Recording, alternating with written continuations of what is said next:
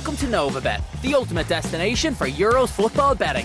All Novabet customers can get a free €5 bet daily, every day throughout the group stages of the Euros. Once they place a €10 bet builder, potentially earning up to €65 in free bets. And all new customers will get a minimum of €50 in free bet when they register with Novabet and stake 10. Don't forget to download the Novabet app for exclusive prices and promotions. Novabet, the home of football for the Euros. T's and C's apply. 18 plus. Bet responsibly. Gamblingcare.ie. From dining on board to going off-grid, from chilling out to diving in. Discover a greater way to escape this summer with Brittany Ferries. Sailings from Rosslare to Bilbao. Hurry, book now for 30% off your sailing when you book a Brittany Ferries holiday. Excludes onboard accommodation. See website for details.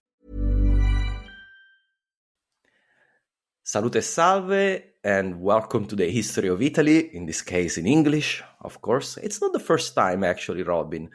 I have the great privilege to have one of the podcaster that has been, for me, the biggest inspiration in starting podcasting and also in the way he does history podcasting. So I'm a great fan of Robin Pierson. Thank you so much, Robin, for being here. Thank you for having me.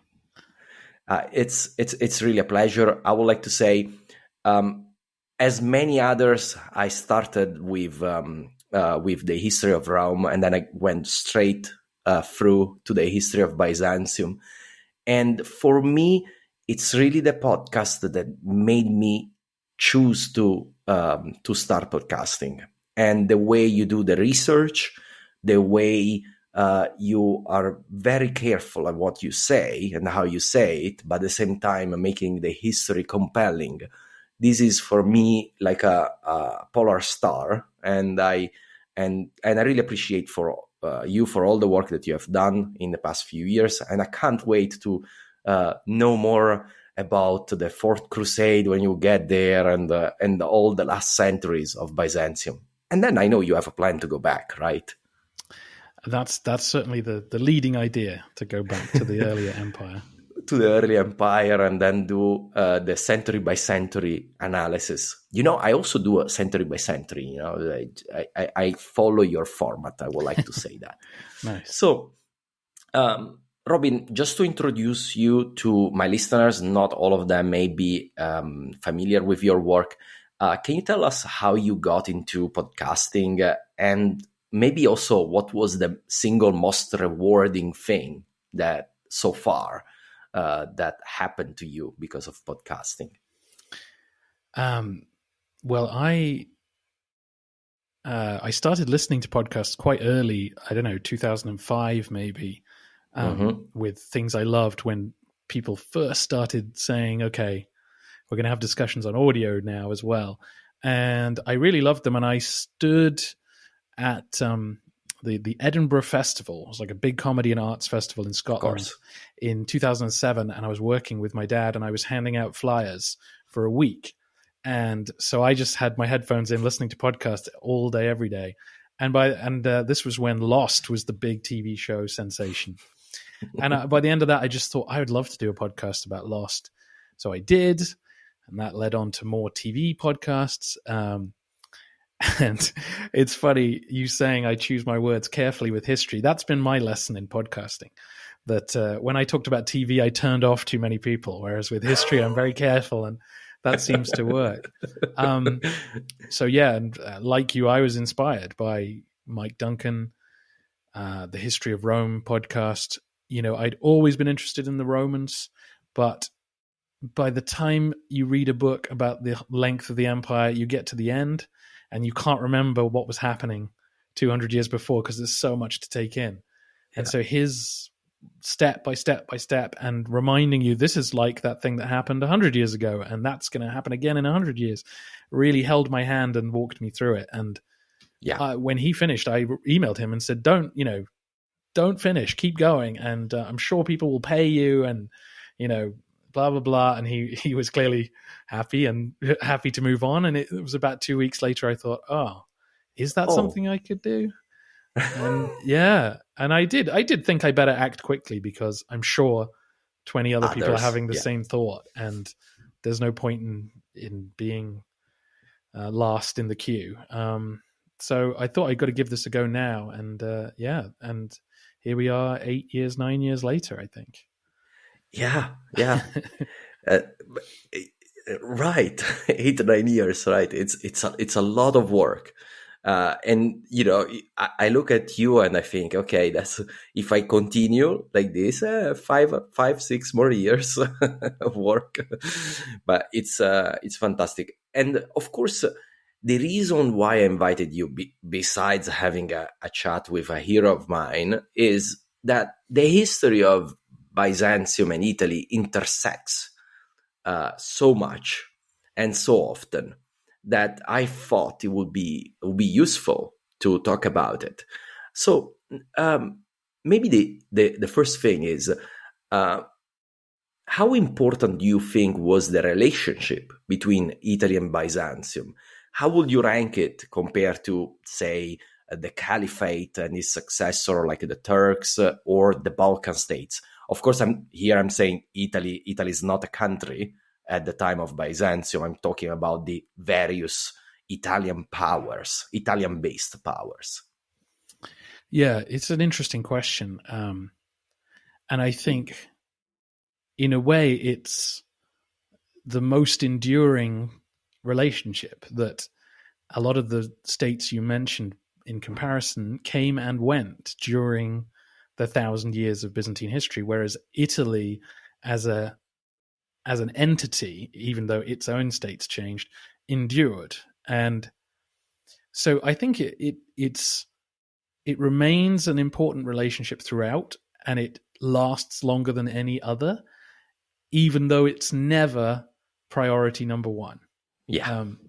So I'm sure your listeners have some idea, but I think you can probably break that relationship down into 3 periods. So the first period you're covering now in great detail, where not only, I think, does Constantinople think Italy should still be part and is part of the Roman world, and therefore either we should, get them back through diplomacy, or eventually, Justinian goes military. And then once the Caliphate rises in the 7th century, the idea of forcing Italy back into the empire is off the table. And during that period, Italy is still part of the empire, the southern Apulia and Calabria and Sicily for a time. So it's still important, and it's still part of the whole political, ideological consideration that Byzantium makes, but obviously is a much lower priority than dealing with the Caliphate or the Bulgarians. And then the third era, I would say Italy becomes at times the most important, if not just behind the Turks in terms of consideration. And I'm sure we'll talk about that period in more detail as we go on. But obviously the Normans and the Venetians become increasingly important as both a friend and a foe. And, I think it's telling that in 1453, it is Italians who are fighting alongside the Byzantines to save the city, and nobody else is there. And so that enduring relationship, it never really ends, even if it's never the primary relationship of Constantinople. Yeah.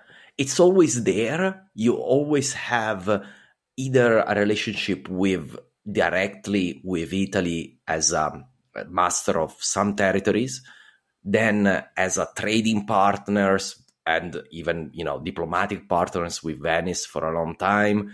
And then there is this the last centuries. It's very interesting because the relationship almost becomes changes the nature for the last couple of centuries, where the Italian cities behave in a different way than what was going on a few centuries before. But let's not do any spoilers about that, right? So, of course, Italy was not unified in the Middle Ages. We already said so, or indeed until 1861. So it's a long history of disunion. the main actors that Byzantium had to deal with were the Lombards first, of course, then the Sicilian Arabs, then the Normans, then the Papacy throughout. That's another big important relationship, of course, and the maritime republics of Venice, Genoa, and Pisa, among others. Of all of these, there are many actors, of course. Which one do you think had the most lasting impact on Byzantium? And which one was the worst enemy and or the best ally? Yeah, I think there are three actors, as it were, Italian actors who had the biggest influence on Byzantium, and that would be the Papacy, the Normans, and Venice. And I think I would go for the Normans as having the biggest direct impact on Byzantine history. So I'm sure most of your listeners know this, but obviously this is the 11th century. Normans, at the same time they take over England, they migrate into Italy and take over large parts of the south and then eventually Sicily, and kind of turn what had been a peaceful part of Byzantium into a force attacking Byzantium. So the elites of southern Italy, who'd been just fighting each other or interacting with the empire in a peaceful way, suddenly were being used to attack the Adriatic seaboard of Byzantium. And that completely changed the sort of geopolitical situation for Constantinople, because they'd never had to face an organized enemy from that direction. From that, usually was always two directions, right? From northwards from the Balkans and eastwards from Caliphate or the Turks or whatever power was there. But this is, and suddenly worsen the situation when you have three potential sides. You have to worry. Probably two in the 11th centuries at the same time were already too much for the empire. But three was really too much. Yeah, absolutely. And the Normans, as I'm sure you'll cover in detail, they help change the dynamic with the papacy, because the popes need Norman support at times. So the popes begin to say, oh, well, maybe we can support the Normans in attacking fellow Christians because we need to keep them peaceful on our southern border. Yeah. They are neighbors, very powerful neighbor. And in fact, it's very interesting how in the beginning of the 11th century, the papacy and Byzantium were collaborating to get rid of the Normans. It's when the papacy realizes that it's not going to cut it and that they have to live with the Normans, that then things get really difficult with Byzantium, because then it's not anymore the papacy and Byzantium allying against the Normans, it's the Normans and the papacy against Byzantium. Definitely. And I think the Normans are the first mercenary troops who see that you could peel bits of Byzantium off and break them down. And no Western European mercenaries had ever done anything like that before. Yeah. And I think that's possibly, obviously eventually someone would have done it as Byzantium grew weaker, but I'm not sure other European countries would have thought like that at the time. No. I think the Normans had a particular culture of acquisition and aggression. Yes. So I think they are the worst enemy as well as the most impactful Italian actor, which is interesting because obviously they are to some extent outsiders. In a way, Byzantines and Italians got on pretty well for long periods. It's interesting you didn't say Venice, obviously. That's the necessary follow-up, sorry, Robin, because of course we all know what happens in 1204. It's not only Venice, obviously, but Venice does play a huge role in and I think everybody knows this story. We're talking about the Fourth Crusade and the very first sack of Constantinople. So, but you didn't mention Venice as the worst enemy in that sense. I think I know why, but I want you to say it. Well, I think it's just mainly because I think the Normans lead the way. I think the Normans changed the culture. And of course, Venice is brought in by Byzantium to fight against the Normans. So it's ironic, as you're suggesting, that the Venetians are in a way the best allies. They're best allies long before 1204, and they remain good allies afterward to some extent. Yeah. But of course, we can't overlook the fact that it is the Venetian ships that bring the Fourth Crusaders to sack Constantinople. So I mean, it is ironic saying they're the best Italian ally, but they're certainly the ones who did the most direct good for Byzantium. But what were you thinking there? Yeah, no, but I agree with you in the sense that if you look at the flowing of history, without the Normans, it's hard to think another European power really turning aggressive on the empire. Western powers just didn't think about the empire as a prey for centuries and centuries and centuries, and even when it grew weaker. So it's I agree with you, but I can see how on the surface, because there's a lot of animosity also against the Venetians for what they did at the Fourth Crusade, quite justified. But it's true that relationship, barred that period of time, it was usually very important and very beneficial to Byzantium for a very long time. I mean, the Venetians, I read a history book from a Venetian historian, and he's saying it's incorrect to say that Venice was dominated by Byzantium during the first centuries. It was a Byzantine city.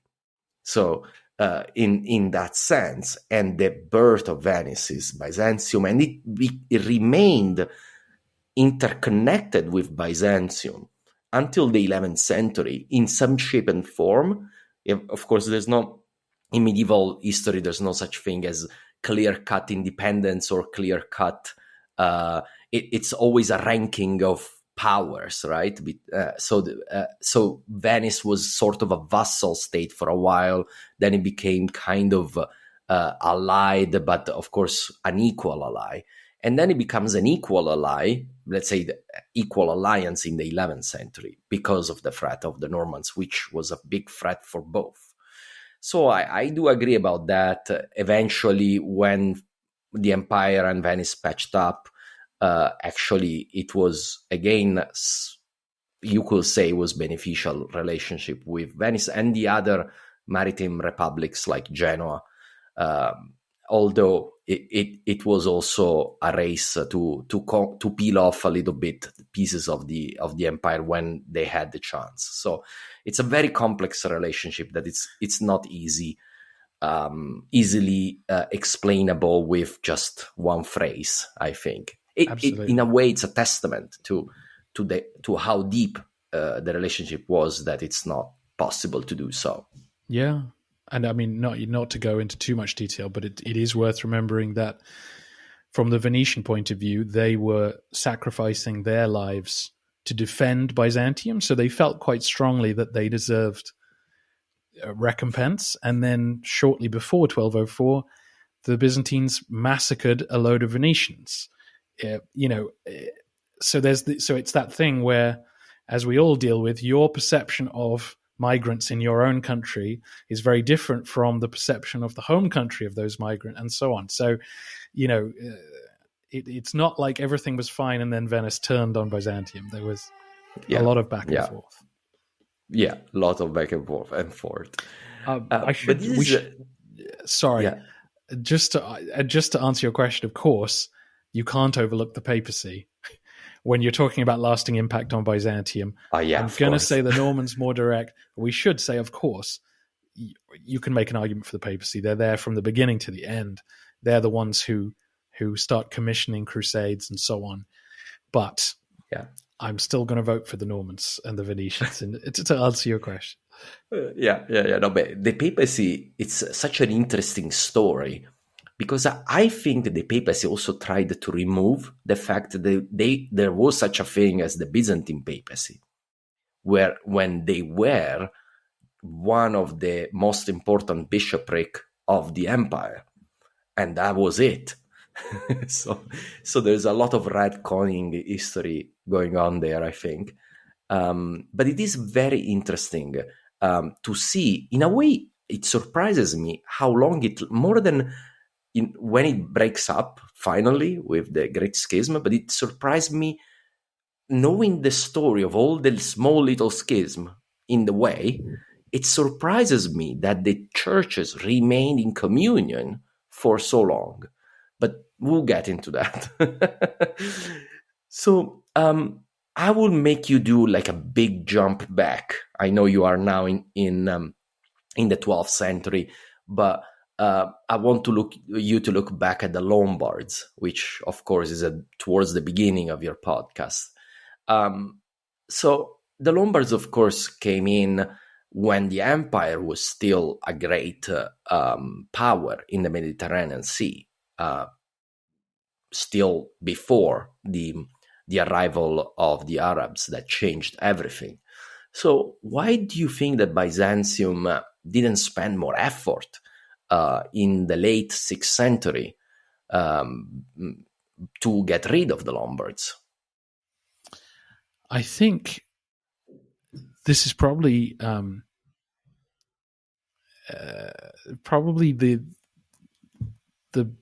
view from Constantinople, I think, was usually that mounting a campaign in Italy was too expensive and too difficult. It's only because of Justinian that we think, oh, they could and should and would campaign in Italy. That before Justinian, Procopius tells us that the advisors said, you can't go to Africa, it's too expensive, and so on. And I'm sure they would have said the same about going to Italy. Once the Lombards invade, I think probably people were just throwing their hands up, like, well, we can't send more armies back because already the Balkans, the trickle of Slavic migration had already begun, and the armies there were saying, we can't catch everyone, and people just disappear into mountains and forests, and we can't catch them. And so I think for the emperors after Justinian, the idea of sending armies to fight the Lombards was just too expensive and too difficult. As you know, Italy is dotted with beautiful hilltop towns, and so unless you're going to good walls, exactly. So unless you're going to send big armies in to starve everyone out, you're going to be there for years. And once the big Persian wars start in the 570s, 580s, there's no chance that they'll come back. I think, as you will cover at some point, Constans II, so this is Heraclius' grandson, does briefly attempt to fight in Italy. Maybe if he'd won, if he'd found the Lombards were easy to beat, that would have changed history. But I still doubt it, because by that point the Arabs had arrived and troops were needed in Anatolia. And his idea to run the empire from Sicily or from Rome probably would never have worked. So even if he won, probably his son would have gone back to Constantinople. So I doubt that would have changed. Though, it's a very unknown fact that a Roman emperor actually came back in the 7th century to fight in Italy and briefly for several years, held court in Syracuse. I was talking to people in Syracuse, and I was saying that to them and saying, what you're saying? The Byzantine emperor here? And they had absolutely already, people in Syracuse that are interested into history. I should add, so of course, if you ask someone from the street, it's normal, but absolutely. But it's a very unknown fact, this one. It's interesting. At the time of Maurice, I think that's when maybe if Maurice had a few more years, because he had solved the problem in the East and he was solving the problem in the Balkans. So a few more years and he would have probably gone to a point 3 and try to deal with Italy. The fact is, the interesting part maybe is also that the Byzantine anyway kept enough troops to hold on what they had and not give it to the Lombards as much as possible. It's a very slow burn process that Lombard advance because of what you said, lots of hilltops towns to conquer. But they did keep, so they didn't withdraw troops, even in very dire situations. Maybe they would have not gone, I guess. But still, they kept all that effort to maintain it. So it seems kind of maybe this isn't a question, I didn't send it to you, but this sounds a little bit counterintuitive that you will do so when you are in the 7th century and in the 8th century, such a dire situation. I mean, I imagine after a generation or so, you're just recruiting locally. Yeah, and that's true. Your taxes are just paying locals to defend your cities rather than troops you could be using somewhere else, at least the majority of them.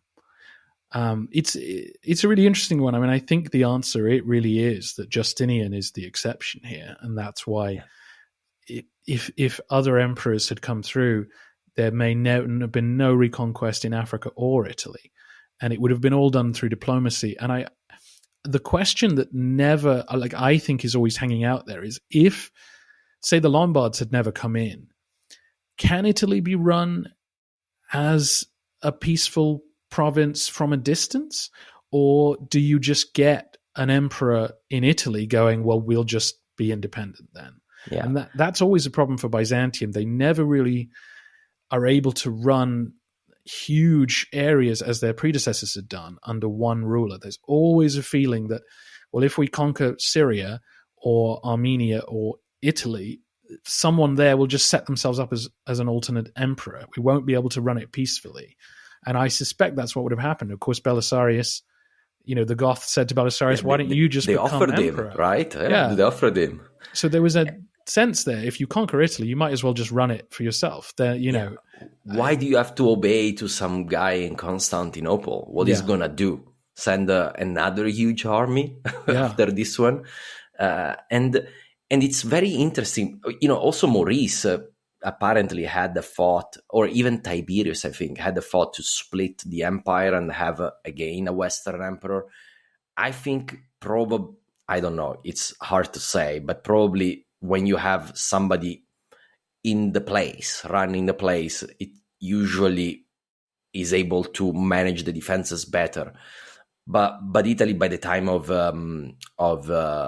let's say after the war against the Goths, was such a devastated country that it's hard to imagine it will sustain again an imperial apparatus as it was able to sustain until under the Ostrogoths. Basically, was an empire.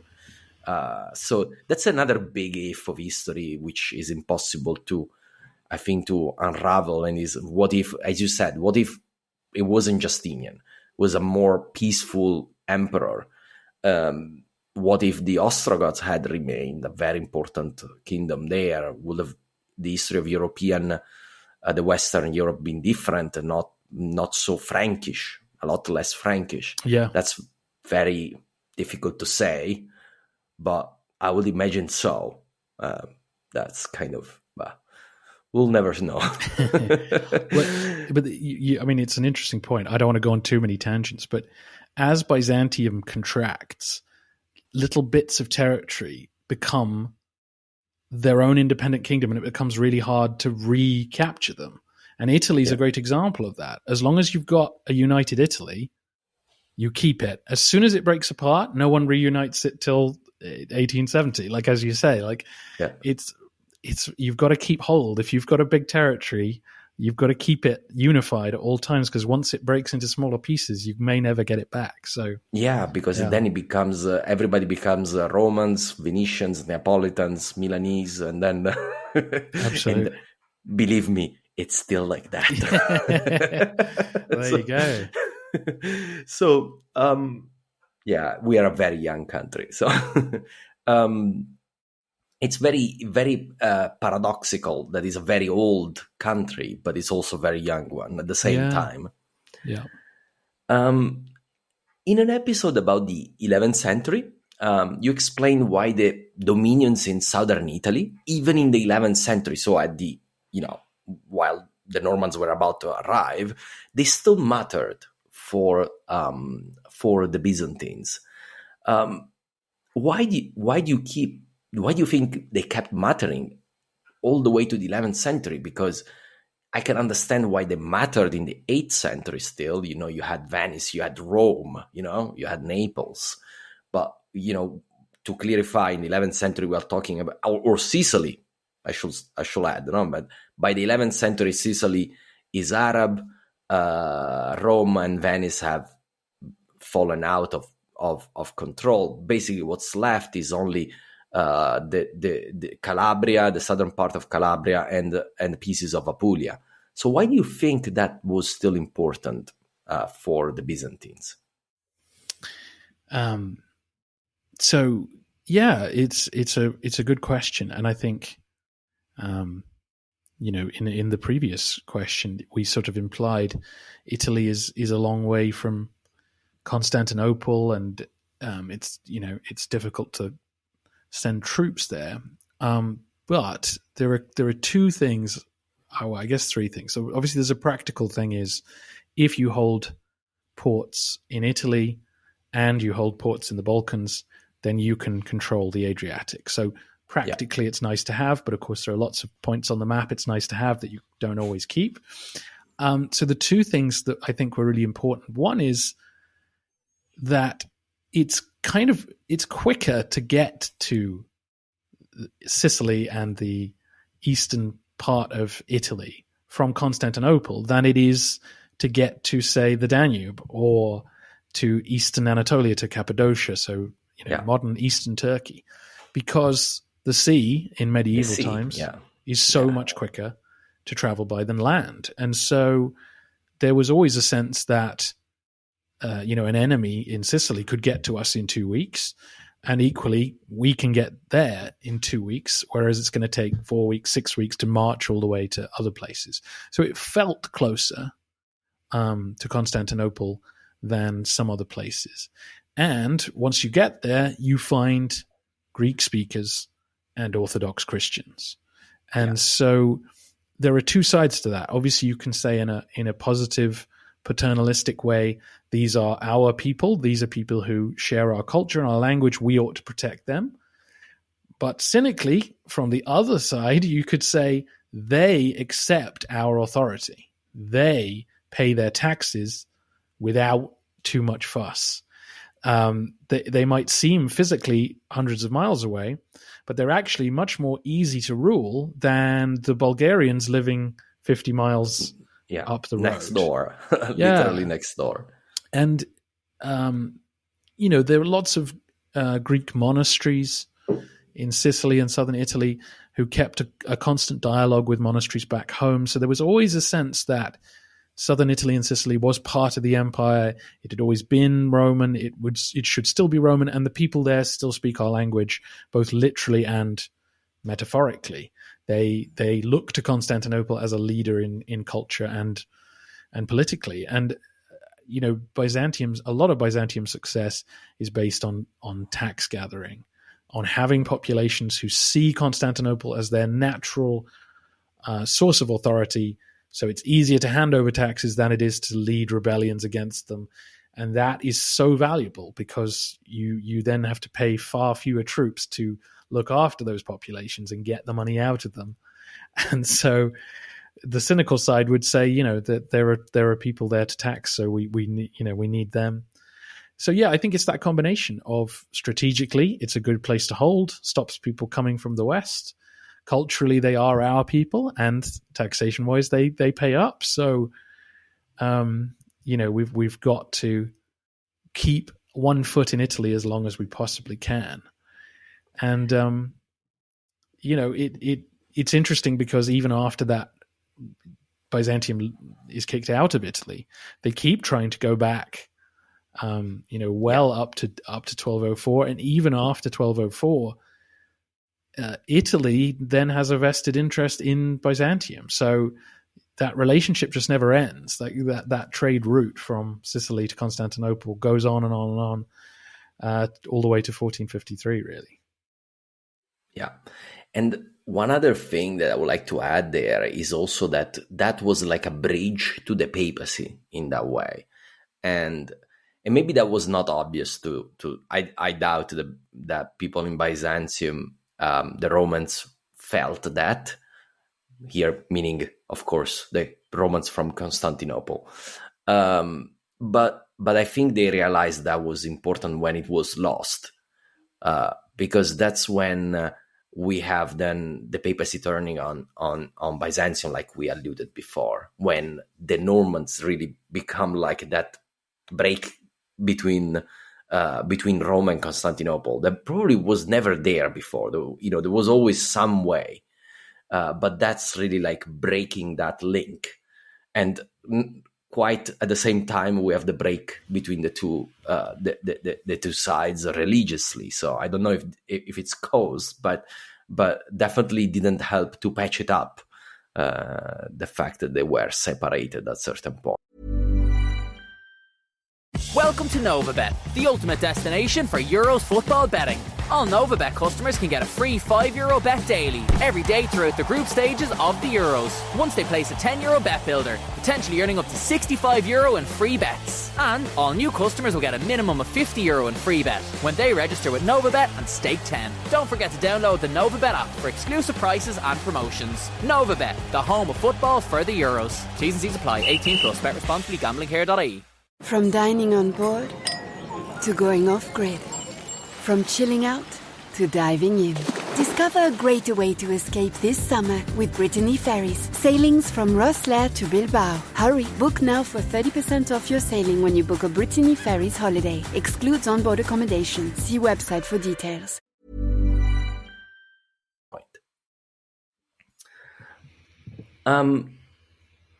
So the relationship with the papacy, and here we move to the papacy, of course, was very complicated.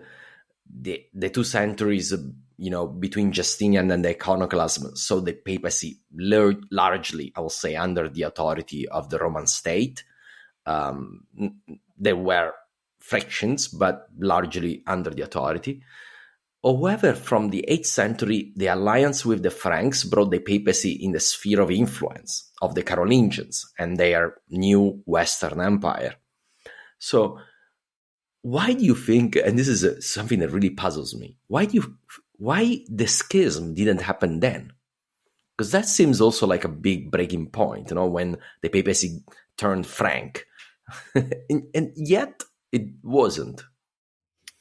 Yeah, I think the answer to that is that neither side wanted a schism at any point, really, because it depends how you define a schism. But ultimately, you're moving towards saying you are heretical, and once you say that, it's quite hard to then row back and say no, you're not. We're all on the same page, and so even though the papacy moves towards this alliance with Charlemagne and his successors, I think they are aware that relationship can also turn sour, that the Franks can become dominant in that relationship and start to dictate religious policy. And so I think that's important. If you turn your back on Byzantium at that point, you can't ever turn to Constantinople and say, help us against the Franks, which I think the papacy is always balancing the people around it. Yeah, exactly. Like, which way are we leaning at the moment? The most important thing is balancing, because you want to remain independent, right? Yeah, so that's exactly. Always what they tried to do. Absolutely. And so I think there's always a wariness of speaking too harshly to the Byzantines about the various different practices that were going on. And I think it's also worth remembering that there was never a consistent policy. I mean, this still goes on today, but I suppose now we have sort of more permanent civil services that communicate with each other. But each new pope and new emperor would come in with new ideas, and so sometimes someone would be more aggressive in their negotiations with the other side, but often the new pope would say, I want to undo the bad blood of the previous relationship and make things good again because I want your support. And so that kept happening. Something would blow up. And as you said, you look at it and go, well, why didn't they fall out then? But you realize people die and people change policy. And then the next person goes, I don't want conflict. I'm trying to bed in and maintain my position. So I want good relations with everybody.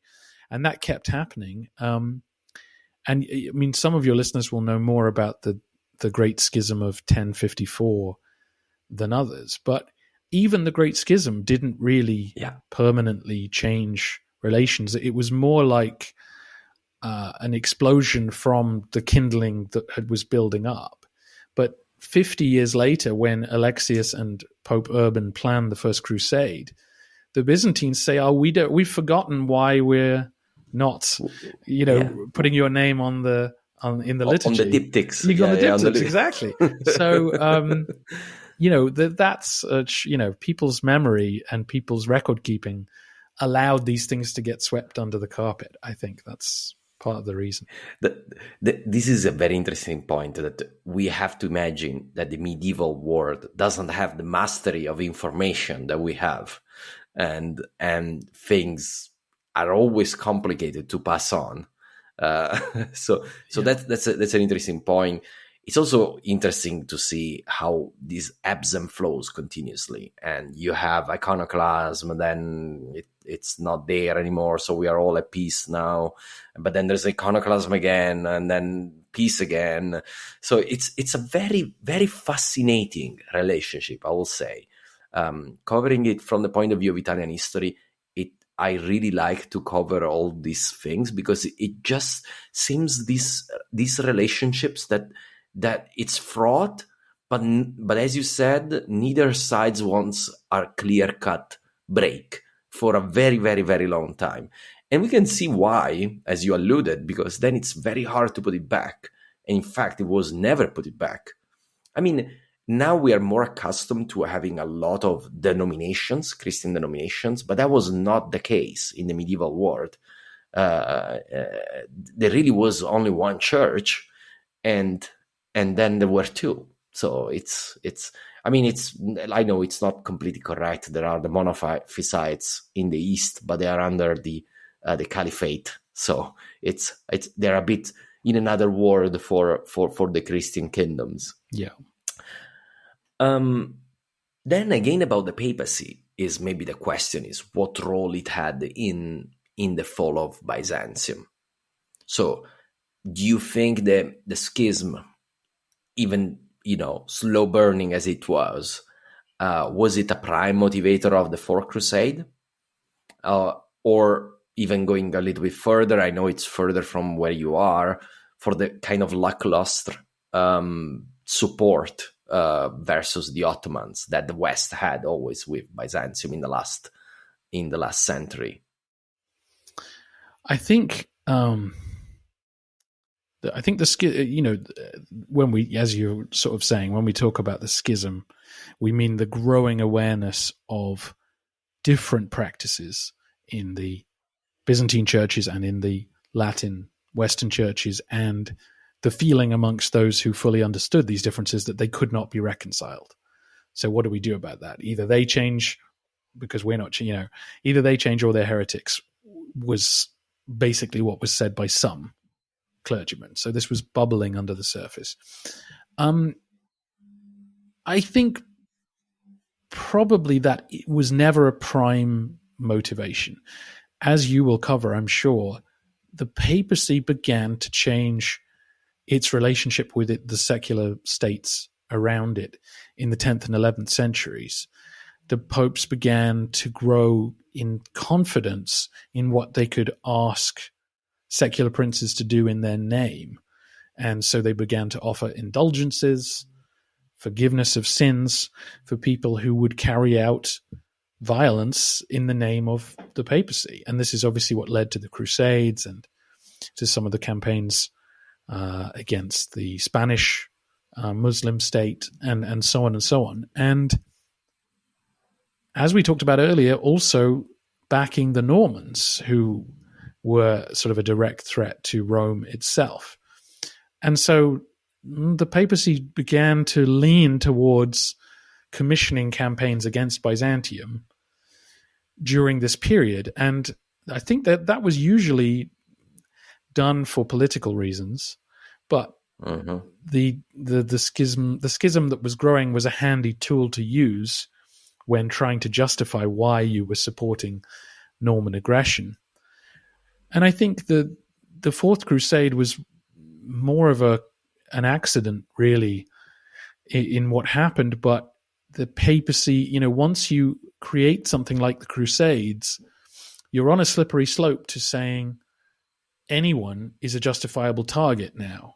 Because if this campaign is really commissioned by and supported by God, then anyone who opposes it is opposing God. And whether that's the actual logic that convinces individuals to action is less important than the principle that a successful crusade should not be opposed. And therefore, if the Byzantines are standing in our way, we're justified in squashing them. And so I think that the schism is under the surface of that, but I think it was more just the way things played out that led literally to the Fourth Crusade itself. I don't think it's more politics. What you're saying is more politics wrapped maybe in a religious justification. Yeah. To summarize it. I don't think the papacy wanted the Fourth Crusade to sack Constantinople, for example. No, that they didn't. That's so true. You know what I mean? They did not. I'm sure they did not say to the Venetians, you're justified in attacking the Byzantines, their capital. But they had spent centuries implying that Byzantine words were not as valuable as Catholic ones. So that, it's an undercurrent, I would say. Yeah. But also, I will say, you will cover it in the future episodes, in the last centuries where basically kind of one of the condition of support from the West was always accept Rome supremacy.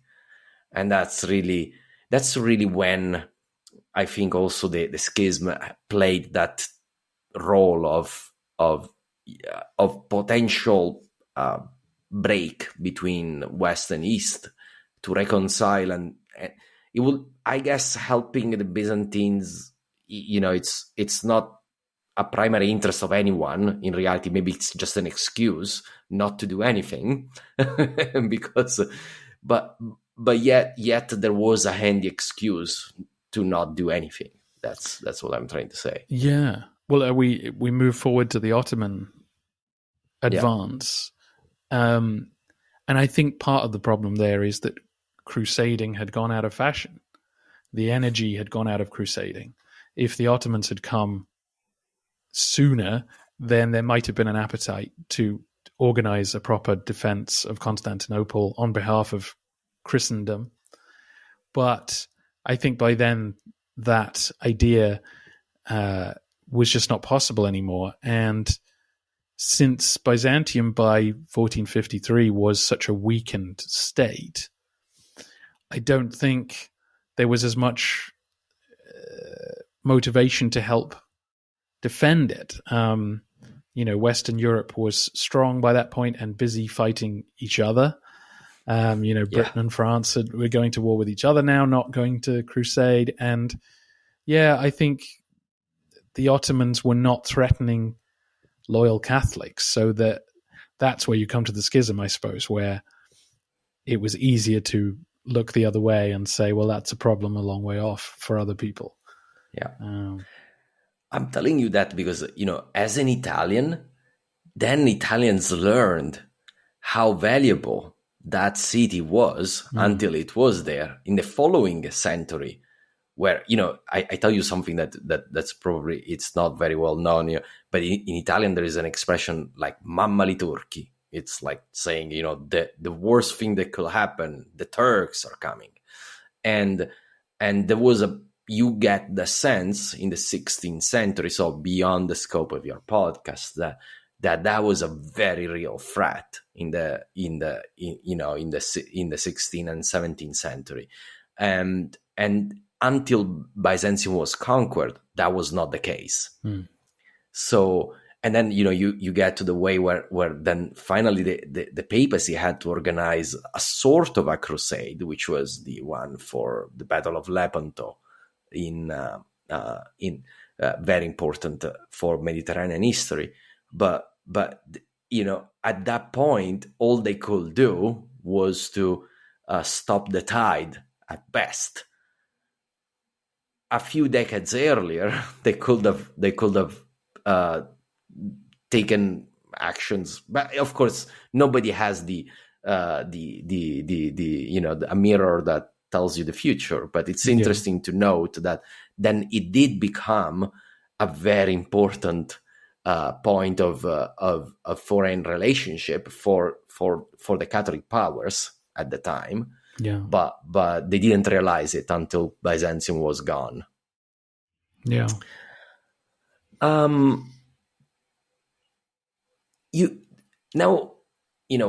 One of my favorite part of your podcast is the First Crusade. I suggest if you haven't heard anything about Robin's work, just go and listen the episodes about the First Crusades. Preparation, execution, they're just great. But is there...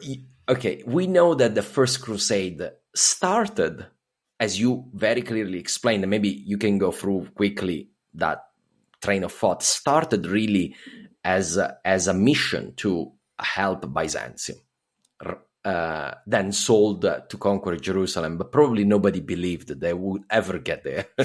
but then it ended up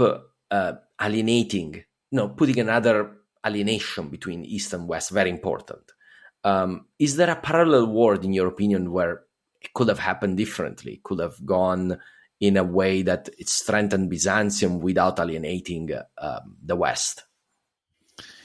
Yeah, I think there's always a potential alternative story. So the crusade was coordinated well between the Pope and Alexius, the Byzantine emperor, all the way to the city of Antioch, which is on the border between Turkey and Syria today. And the Byzantines at that point got the crusading army to Antioch and then kept feeding them from Cyprus, sending ships to Antioch, but withdrew their soldiers because it was looking pretty dire.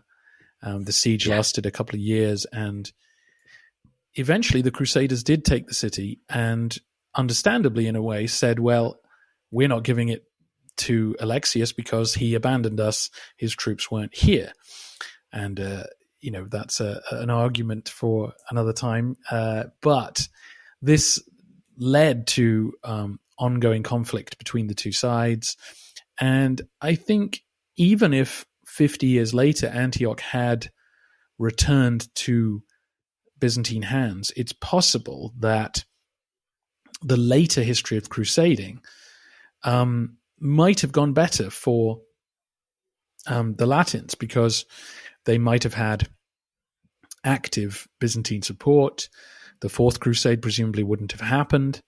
And you'd have had the Byzantine navy being friendly and welcoming ships to Antioch and sending them on to Jerusalem. So it's possible, but there still would have been tension between the two sides, and you still imagine that would have blown up.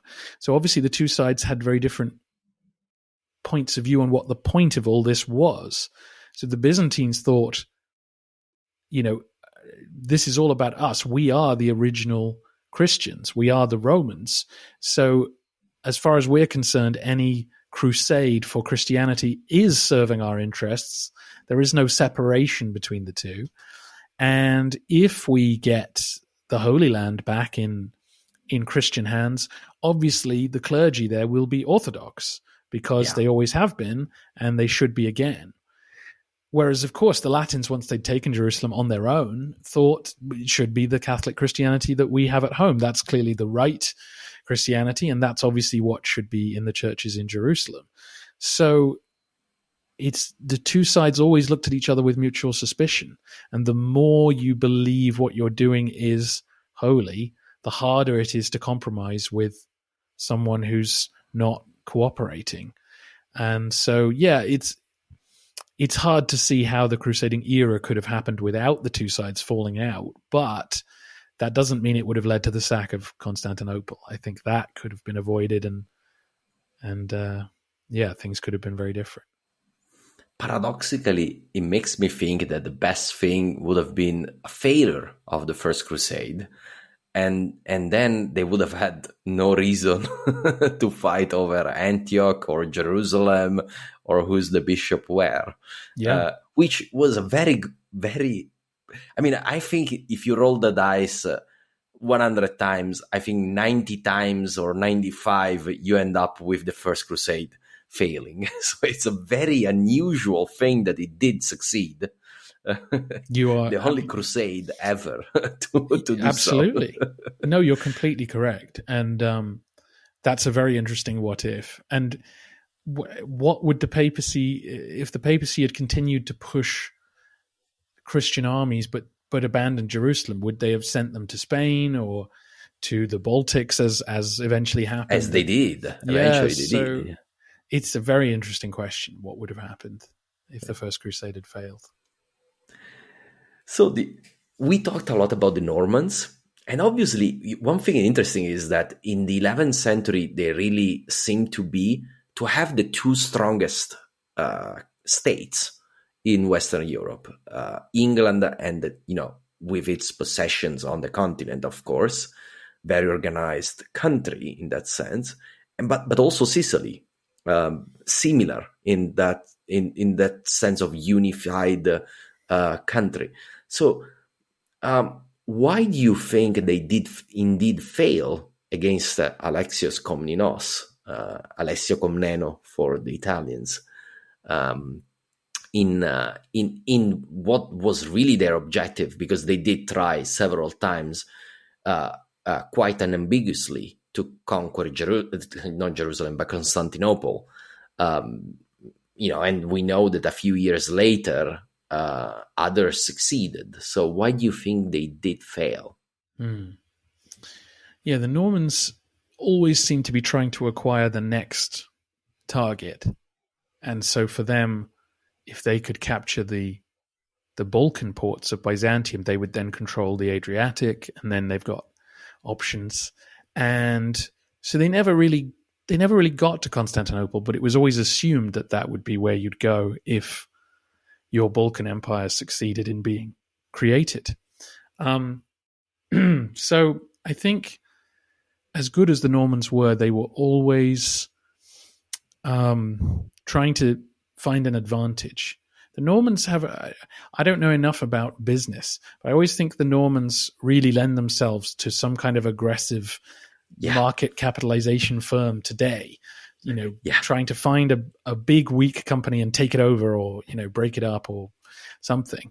And so they, were taking Italian troops over to the Balkans, and I think hoping that Byzantium would crack, that maybe the Byzantines would fall into civil war and they would be able to pick up easy conquests. Instead, Alexius, despite losing several battles, stayed in charge. And so what happened is the Norman troops were unable to, multiply. They kept dwindling while Byzantium could go back home, raise a fresh army, come back, fight again. And there weren't more people in Italy signing up to go to conquer the Balkans, whereas the Romans could bring people over from Anatolia and from the islands and recruit more people in the Balkans. So eventually the Byzantines just had more resources. And I think as long as the Byzantines were united, the Normans were going to struggle, because taking Constantinople was always virtually impossible unless you had a navy. Famously, the triple land walls are almost impossible to climb, but the sea walls are just a single wall. Yeah, just a single wall and much less impressive. So the key for Byzantium was always to maintain that balance of power where they were the biggest dog in navy-wise in the Aegean, which is a good transition to the next question, because the point is, at a certain point, the Byzantine thought, we don't need such a strong navy after all. And this seems to be, let's say, peculiar, because it was so important. It was their second and third wall on the sea, right? You had 3 walls towards the land, but your second and third is your navy. So how that happened and why they didn't try to rebalance the power versus the Western powers before the Fourth Crusade? I think with the Fourth Crusade specifically, the government had collapsed, and so the money and the organization wasn't there. 30, 40 years before, under Manuel Komnenos, the navy would have been adequate to defend Constantinople, if not further out. But to expand your question, I think, why is the navy not a bigger deal in Byzantium? Why does tiny Venice or tiny Amalfi or wherever have bigger navies than Byzantium seems to have at times? And I think this goes back to Roman culture. I think this is Italy's fault, because I think it goes all the way back to the Republic, which is the Romans don't value sailors. You go through all the Roman histories and then the Byzantine histories. Very rarely does anyone describe a sea battle or say this was the greatest admiral we've ever had. It was always armies, generals. Armies. That may seem very strange for a Brit, right? Where you have your admirals on the pedestals, right? Yeah, that's very true. Very true. And so it's sort of a cultural snobbery, because the Roman Empire was built on the Mediterranean. As we talked about earlier, you can get from Egypt to Italy in a few weeks, and therefore the empire is possible. And yet the navy is never a source of power, never a source of political glory or pride. You don't go around Constantinople beating your chest and saying, I'm a sailor. Exactly. And I think this is pure snobbery, because it was, and this is quite familiar in Britain, aristocratic culture. A gentleman earns rent from the land he owns. He doesn't work.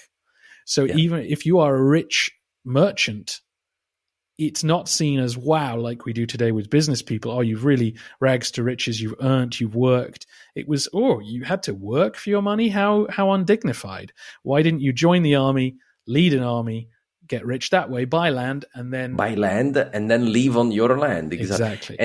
And this is, it's very ironic that indeed it was Italy then developed seafaring city-states. But again, that boils down a lot on being very small without a real land to fall back on. So, if you've been to Venice, I imagine you know how it is. And they didn't control, for most of their history, they only controlled the marshes around Venice. They didn't go inland very much. Eventually they did, but for many centuries they didn't. And if you go to Genoa, you have mountains right behind the city. There's nothing. There's no land in that sense. I mean, there is land, but it's all completely mountainous in, Cinque Terre style. So those cities, they really, if they were part of a bigger state, they could, of course, interact with the other parts of the bigger state. But when they became independent, then they had to live off the sea. And they became good at it. Also, they had to clear the Western Mediterranean Sea from Saracens that were dominant in the High Middle Ages. So they had also to get good at sea battle. Yeah. So I can see how that's kind of a knowledge that's hard to build in Byzantium.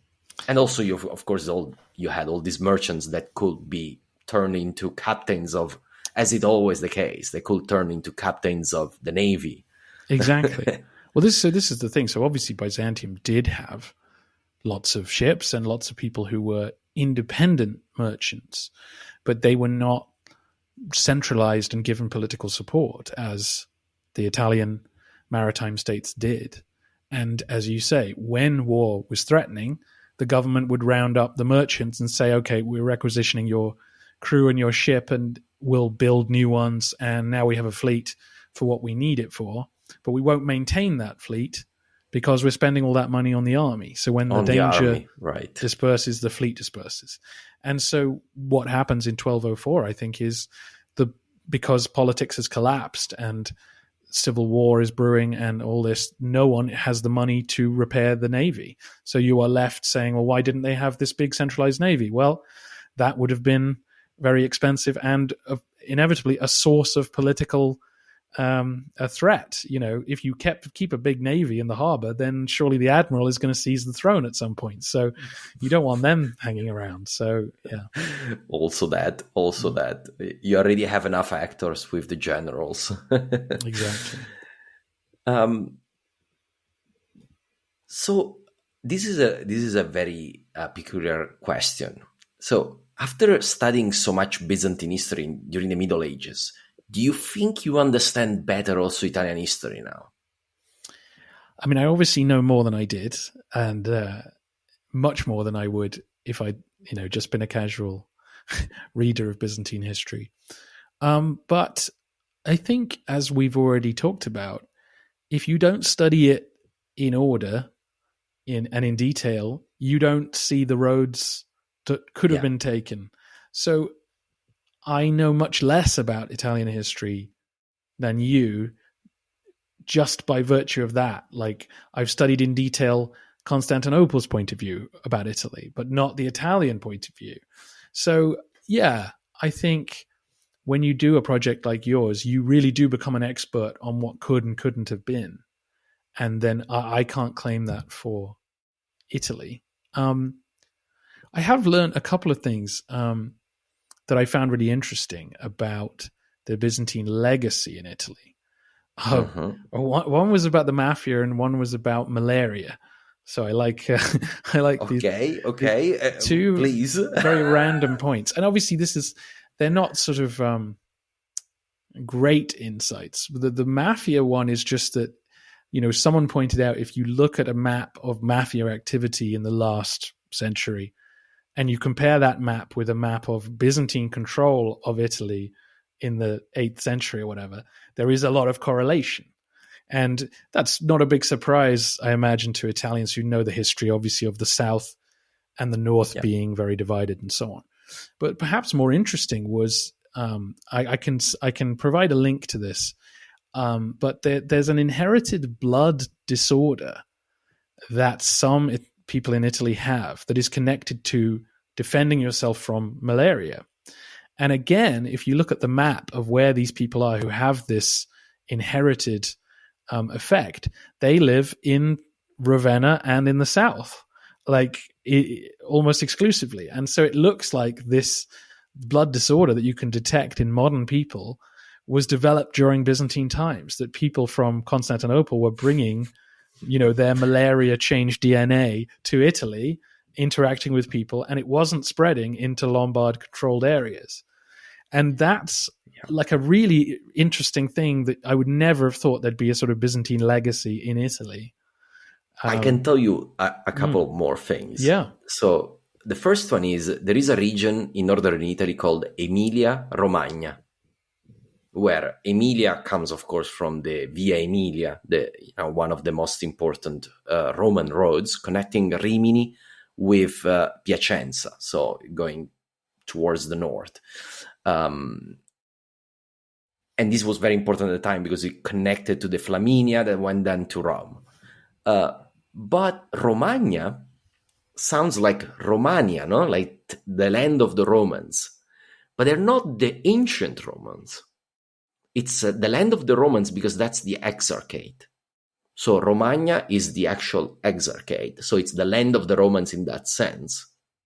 And there is a big divide within this region, between these two areas that really feels like two different regions still today. And the line falls almost exactly at the border between the exarchate and the Lombard states. So that's kind of one little piece of information.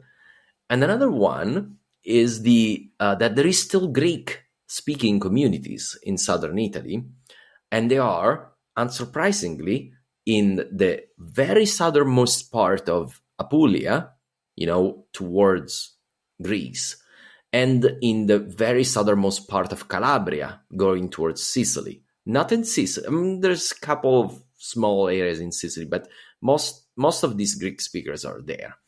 And of course, if you ask a local, they will tell you that it's all because of the Magna Graecia, so the ancient Greeks colonization in pre-Roman times.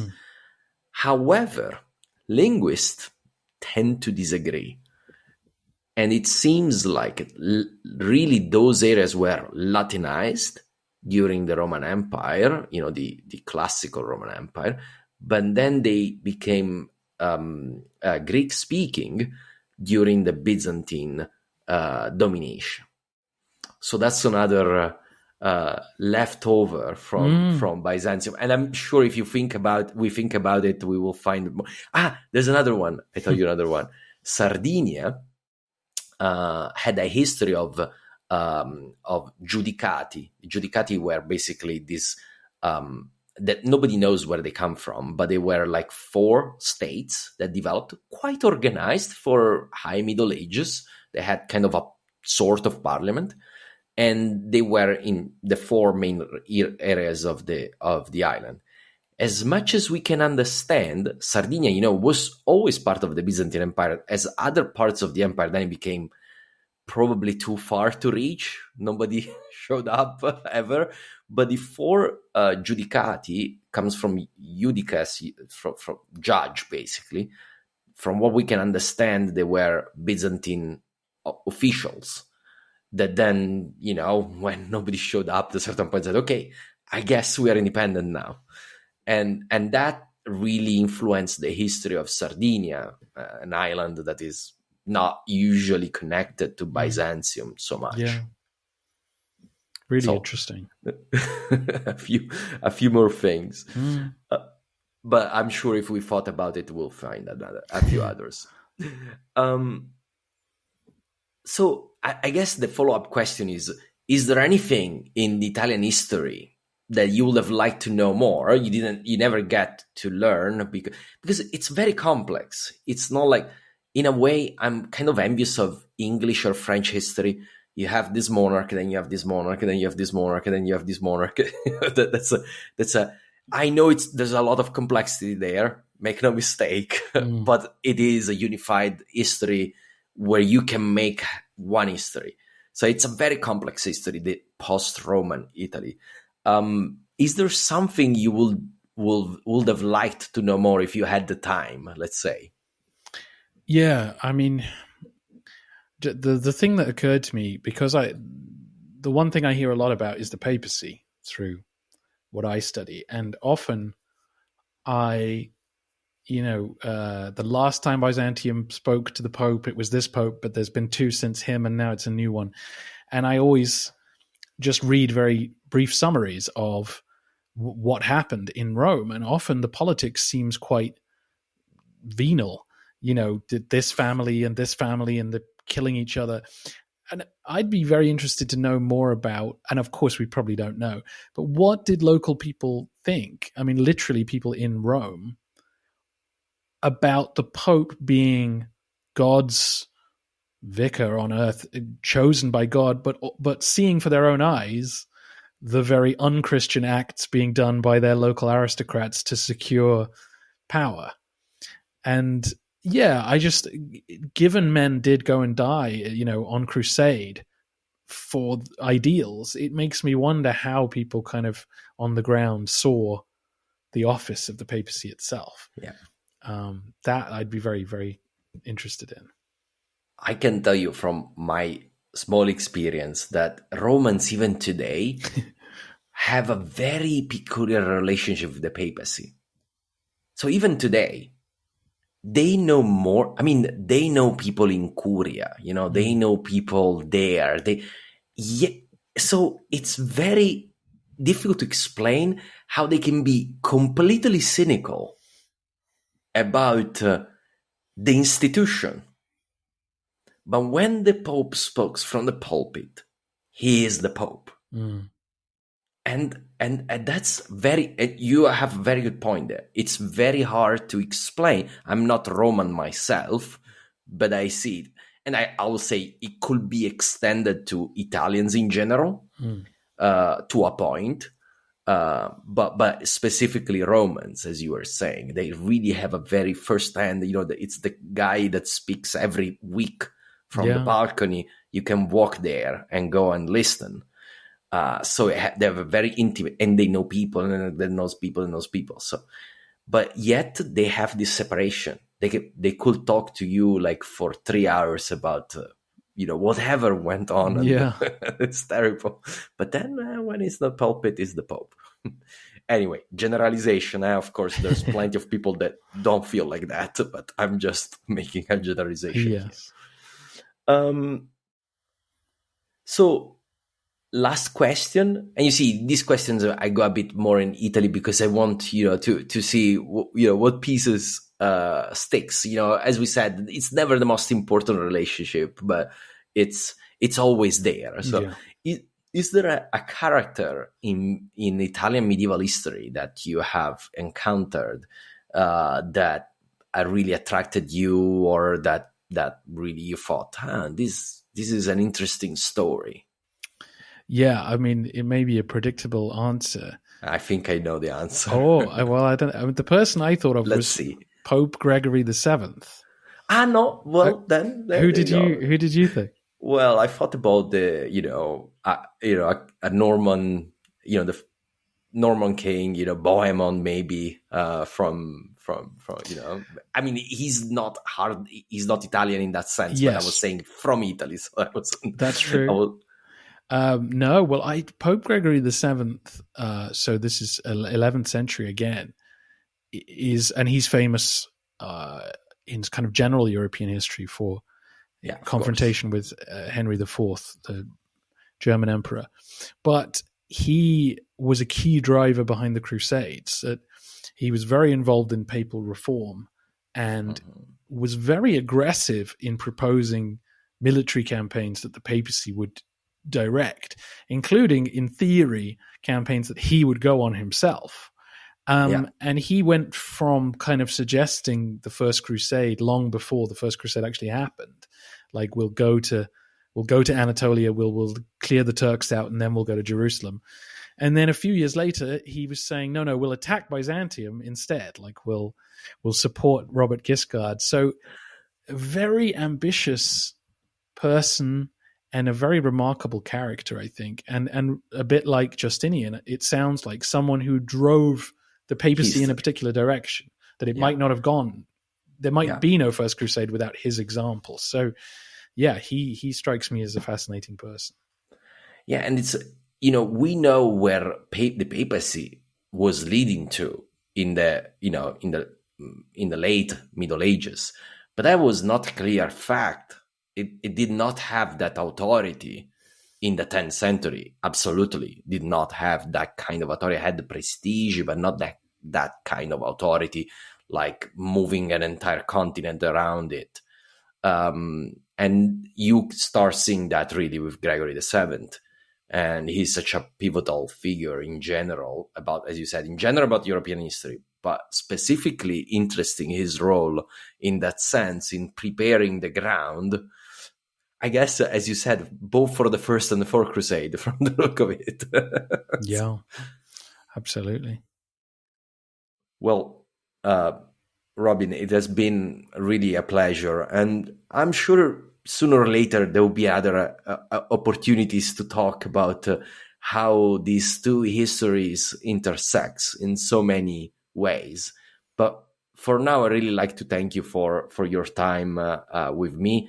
I say after an hour and 15 minutes, it starts being kidnapping. So, I really thank you for your time and keep up the good work. We want to see all the way to 1453. Thank you so much. Thank you for having me and for all the kind words. Congratulations on your podcast and the book. And I hope you will be all the way to 2021 in 50 years' time of podcasting. Yeah, that's, I have a lot of listeners that start making calculations and saying, hey, it took you 100 episodes to do 300 years. So. And as you say, you don't have Kings of Italy to just roll one into the next. You've got to cover every bit. It gets really complex. In fact, the second most common question is how you're going to deal with Italy in the 11th, 12th, 13th, 14th century, where it becomes really a mess. So, I'll see when I get there. That's good. Good attitude. That's a good attitude, right? Definitely. I think every podcaster has the same attitude, more or less. Definitely. Anyway, thank you so much, Robin, and have a good evening. Thank you. Welcome to Novabet, the ultimate destination for Euros football betting. All Novabet customers can get a free €5 bet daily, every day throughout the group stages of the Euros. Once they place a €10 bet builder, potentially earning up to €65 in free bets. And all new customers will get a minimum of €50 in free bet when they register with Novabet and stake 10. Don't forget to download the Novabet app for exclusive prices and promotions. Novabet, the home of football for the Euros. T's and C's apply. 18+. Bet responsibly. Gamblingcare.ie. From dining on board to going off-grid, from chilling out to diving in. Discover a greater way to escape this summer with Brittany Ferries. Sailings from Rosslare to Bilbao. Hurry, book now for 30% off your sailing when you book a Brittany Ferries holiday. Excludes onboard accommodation. See website for details.